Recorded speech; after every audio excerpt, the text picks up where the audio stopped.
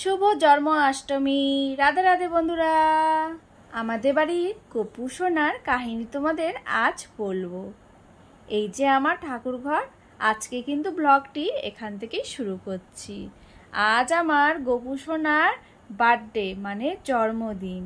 তো জন্মদিনে তো একটু স্পেশাল হবেই, সবারই ক্ষেত্রে কিন্তু জন্মদিন যার হয় তার কিন্তু একটু স্পেশাল দিন হয়ে ওঠে। সে হোক না আমার হাজবেন্ড, আমার মেয়ে, বা আমার শাশুড়ি শ্বশুর, বা কোনো ভগবান বা গুরুদেব, বা আমার গপু সোনা। তো সবার বার্থডেকে স্পেশাল করে তোলার দায়িত্ব কিন্তু বাড়ির যে গৃহিণী থাকে তার। কারণ কারোর জন্মদিন যদি তার মন মতো করে আমরা পালন করে থাকি, সে খুবই খুশি হয় এবং সে কিন্তু মন থেকে একটা আশীর্বাদ বা ভালোবাসা দেয়। তো আজকে আমার গপু সোনার জন্মদিন। এই জন্মদিনে না কোনো কিছু একটা খুঁত থেকে গেলে খুব মনটা খারাপ করে।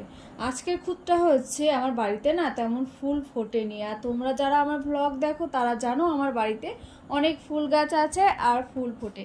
আজকে একটাও একদমই ফুল ফোটেনি, ওই কয়েকটা মাত্র ফুল ফুটেছে, সাদা ফুল।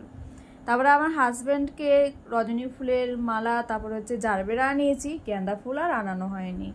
খেয়ালই করিনি যে গাছে এরকম ফুল ফুটেছে। যাই হোক, এইটুকু মনটা একটা খুঁতখুত করছিল যে আজকে সিংহাসনটাকে সাজাতে পারবো না।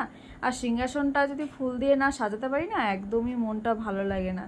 যাই হোক, এখন গপু সোনাকে স্নান করে নিয়েছি, চন্দন ফোঁটা পরিয়ে দিয়েছি, তারপরে মাথায় চন্দন আর তুলসী দিয়ে দিয়েছি, ফুল দিয়ে দিয়েছি। এবার কিন্তু তাকে তার সিংহাসনে বসিয়ে দেবো।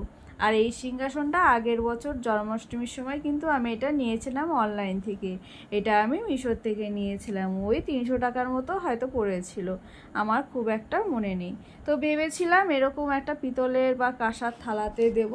তো থালাগুলো এত বড় রয়েছে না, আর এই থালাটা একদম ছোট হয়ে গেছে। আজকে গপু সোনা যেইগুলো বেশ ভালো খায়, ভালোবাসে, সেইগুলো কিন্তু দেওয়ার চেষ্টা করছি। তারপরে দেখো কি কি দিয়েছি, এখানে মিছরি, মাখন, তারপরে লাড্ডু, তারপরে আমার হাজব্যান্ড আরও কি কি মিষ্টি নিয়ে এসছে, ক্ষীর নিয়ে এসছে, এইসবগুলো কিন্তু নিয়ে এসছে। তো এইটাই সুন্দর করে সাজিয়ে দিচ্ছি। তোমাদের সাথে যেটা শেয়ার করব বলেছিলাম, আমার যে গপু সোনা সেটা কোনো পিতলের নয় বা কোনো কাঁসার নয়, এটা কিন্তু একটা চীনামাটির একটা গোপাল। আমার যে ননদ, ছোটো ননদ, সে ছোটোবেলায় এটা কিন্তু মেলা থেকে কিনে নিয়ে এসেছিলো। এরকম জোড়া দুটো কিনে নিয়ে এসেছিলো, একটা ভেঙে গেছে, তারপরে আমার শাশুড়ি মা আবার এটা বসিয়েছেন।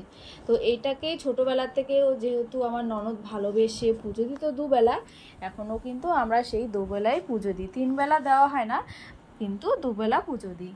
তো তার জন্মদিনে তো আমি তাকে তো সেই গপু সোনা বলেই ভাবি। তো তার জন্মদিনে এই সুন্দর করে একটা আয়োজন করার চেষ্টা করি।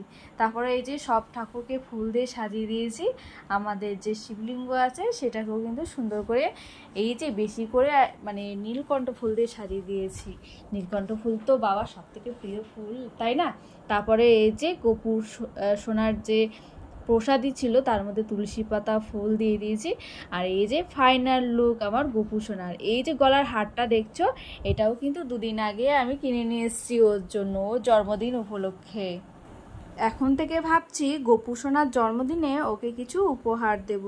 আগের বছর দোলনাটা দিয়েছিলাম, এই বছর গলার হার দিয়েছি, পরের বছর কি দেবো ভাবছিলাম। তো তারপরে ভাবলাম যে গপু সোনার থালা যখন দিচ্ছিলাম, পিতলের থালা বা কাঁসার থালা, সেটাই কোনোটাতেই আটছিল না। তো তার সাইজ অনুযায়ী একটা কিন্তু আমি পিতলের বা কাঁসার থালা কিনে দেব। তো এখানে আমার ছোট্ট ব্লগটি শেষ করছি। কেমন লাগলো আজকের ব্লগটি অবশ্যই কিন্তু কমেন্টে জানিও। আর আমার রাধে রাধে বন্ধুরা, কেমন লাগলো তোমাদের সেটাও কিন্তু জানিও। তো tata, bye bye, Radhe Radhe বন্ধুরা।